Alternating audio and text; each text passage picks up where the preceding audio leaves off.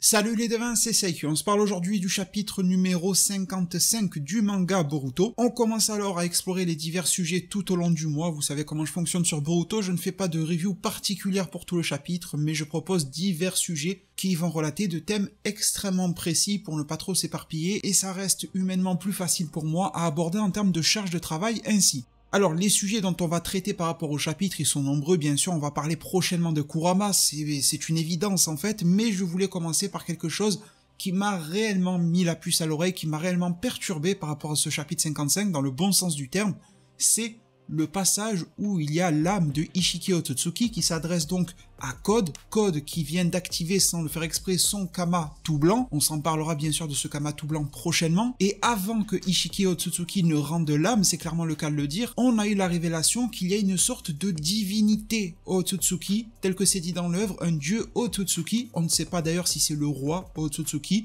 À l'heure actuelle, j'aurais tendance à dire que ce sont deux entités différentes. Le roi doit être un peu comme le roi Vegeta, je sais pas, de Dragon Ball, un être relativement normal du peuple Otsutsuki qui a atteint cette fonction-là. Tandis que la divinité Otsutsuki, on le voit au physique qui nous a été présenté, c'est d'un tout autre level.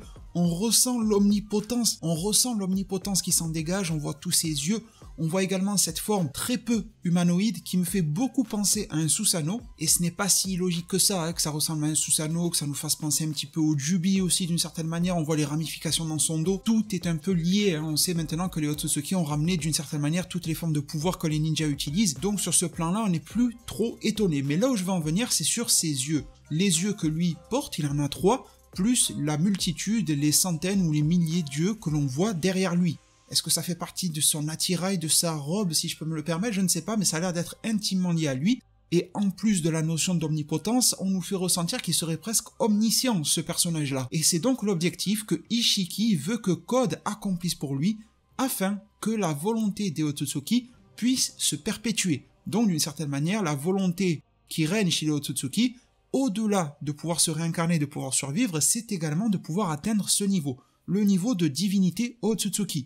Maintenant que l'on a ça en tête, sans mauvais jeu de mots, un simple coup d'œil, même s'il y en a des milliers ou des millions, nous permet de constater que nous avons sous nos yeux ce qui est très vraisemblablement l'introduction et la canonisation du Jogan, l'œil que nous avons vu sur Boruto dans l'anime uniquement, dans la version manga. Et à notre grande surprise, ce n'est pas introduit sur Boruto, ce qui aurait pu être légitime pour que les deux se mettent en concordance, mais au contraire dans le manga c'est sur un personnage totalement inédit avec des pouvoirs absolument surdimensionnés. Alors après longue analyse de ce sujet, là où j'en arrive par rapport à tout ça, c'est que oui, désormais, le Jogan fait bel et bien partie du lore du manga Boruto. Ils l'ont introduit d'une manière assez fulgurante d'ailleurs, on nous fait comprendre l'intensité de ce pouvoir-là.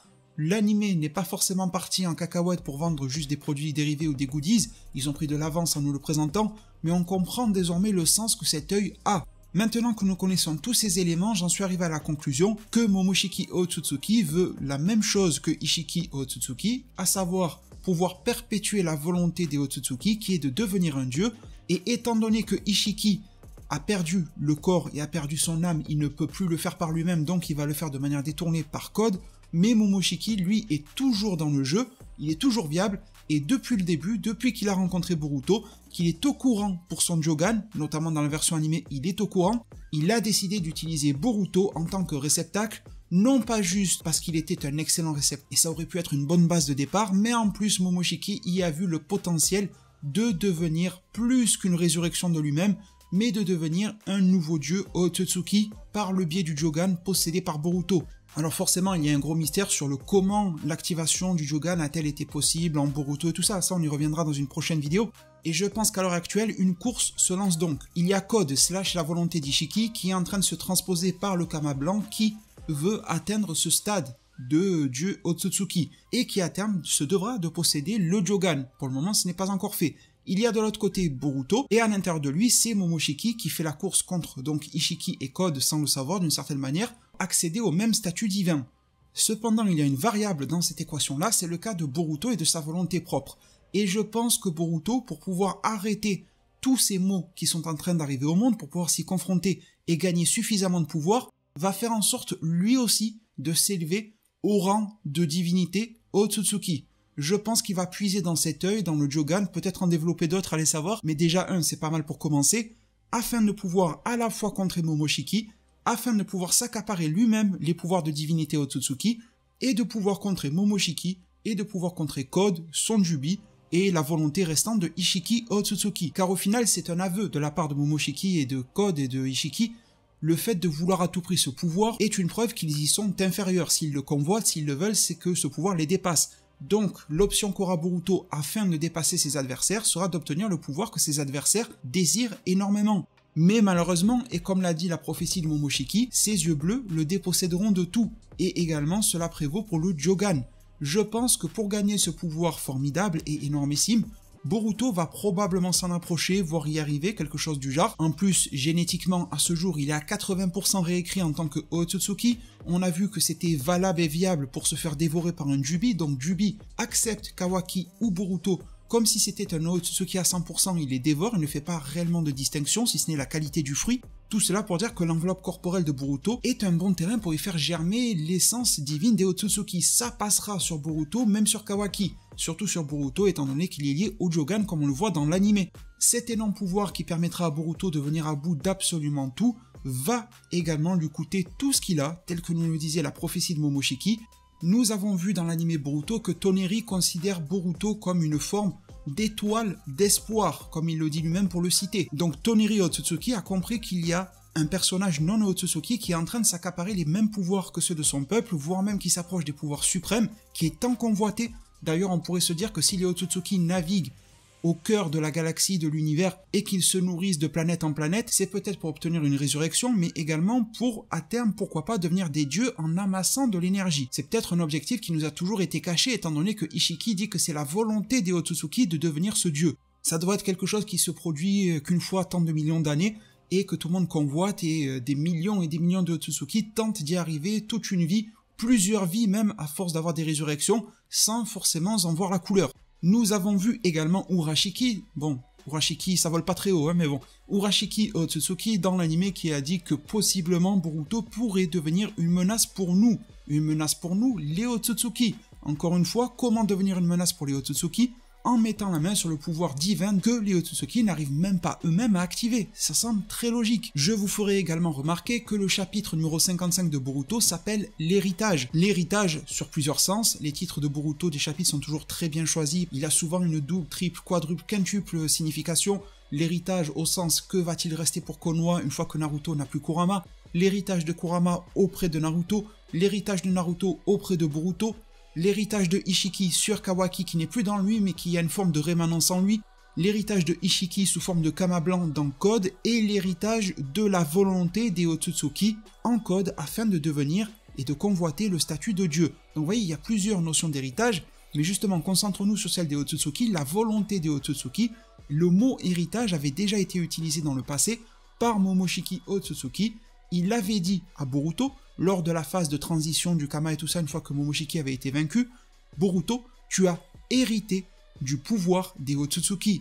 À ce moment-là, Boruto dans l'anime avait son Jogan qui était activé, donc Momoshiki le voyait clairement, et je pense alors, on a toujours cette notion de yin et de yang dans Naruto, je pense que Code vient d'hériter de la volonté des Otsutsuki, tandis que depuis le départ, Boruto a hérité des pouvoirs des Otsutsuki. Et c'est paradoxal, parce qu'au final Boruto a le pouvoir mais n'a pas envie de se diriger vers ces pouvoirs-là, même si à terme il va sûrement les convoiter afin de venir à bout des menaces aux Otsutsuki. Et de l'autre côté, on a Code qui a la volonté, et c'est bien beau d'avoir la volonté de vouloir faire quelque chose, mais encore faut-il s'en donner ou en avoir les moyens au préalable. Et Code n'a pas de Jogan, vous l'avez bien vu, il n'a pas des yeux particuliers, il a hérité d'un Kama blanc, et pour pouvoir devenir un dieu Otsutsuki, il faut alors avoir hérité de la volonté, mais également des pouvoirs Otsutsuki. Code possède une partie, Boruto possède l'autre, chacun va se rapprocher de la partie que l'autre possède, tout en se déchirant au fil de diverses confrontations et combats.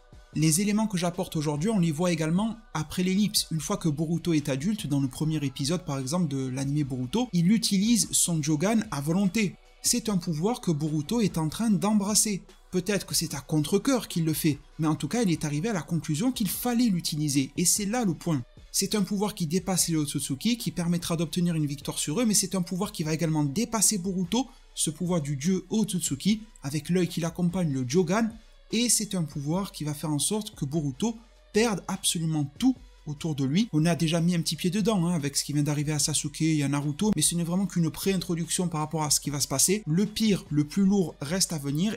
Et d'ailleurs, l'avant-dernier opening de l'anime Boruto nous a aussi imagé cet élément-là. Vous l'aurez tous remarqué, cet opening est très classe. Nous avons une confrontation face à Kara, et afin de venir à bout de la menace finale, Boruto va utiliser un Rasengan absolument magnifique, un Rasengan plutôt arc-en-ciel, et la déflagration qui va en suivre, on dirait du Dragon Ball Z. On dirait quand on jouait à Dragon Ball Z Budokai, vous vous rappelez, avec un Big Bang Attack et tout ça, qui faisait une sphère explosive qu'on voyait depuis l'espace. Il y a quelque chose de similaire qui se produit dans l'opening numéro 7. La déflagration est énorme, Konoha est totalement détruite, comme dans la réalité après l'ellipse une fois que Boruto est grand. Donc vous voyez que la symbolique est forte dans cet opening.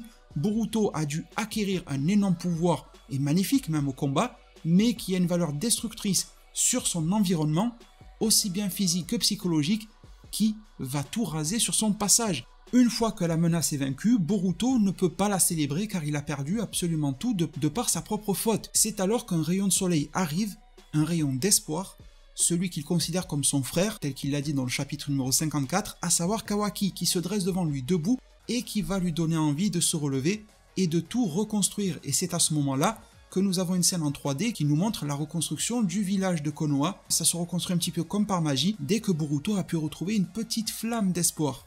Donc en fait, Boruto va tout perdre, mais on nous fait comprendre par le biais de cet opening que pourquoi pas, certaines choses pourront être ramenées. Alors, il est difficile de ramener les morts, les pertes vraiment humaines dans Boruto.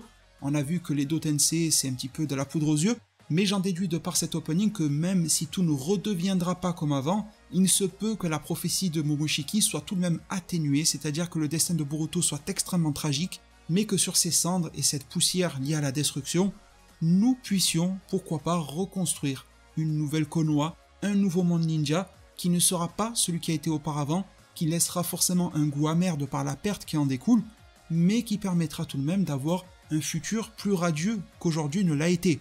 Mais très cher Devin, je pense que l'on pourra aller encore plus loin dans la discussion au niveau des éléments et des détails par rapport à ce que j'essaie de vous exposer aujourd'hui, mais je pense qu'on ne ferait que s'ensevelir sur des détails qui viendraient alourdir le fond et le cœur de l'exposé de mes propos. Vous me direz en zone commentaire ce que vous avez pensé de tout ça, Jogan ou pas Jogan dans le chapitre 55, le dieu Otsutsuki, ses pouvoirs, le fait que Boruto va se rapprocher de ces pouvoirs-là sans forcément le vouloir, mais il va le devoir. Code va le vouloir, mais pas forcément le devoir, étant donné qu'il est le nouveau méchant de l'histoire. La victoire qui pourrait être acquise pour Boruto grâce à ses pouvoirs, tout en perdant tout, absolument tout autour de lui.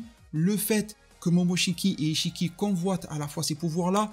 Enfin voilà, le rôle de tous ces divers intervenants, la relation avec l'opening numéro 7, vous me dites tout cela en zone commentaire. En tout cas, ça a été un énorme plaisir pour moi de vous partager ces faits. Pensez à bombarder un maximum de pouces bleus, à vous abonner, à activer la cloche des notifications pour ne pas rater les prochaines vidéos. Merci vraiment du fond du cœur pour tout, prenez tous extrêmement bien soin de votre futur, et à plus pour de prochains arts divinatoires.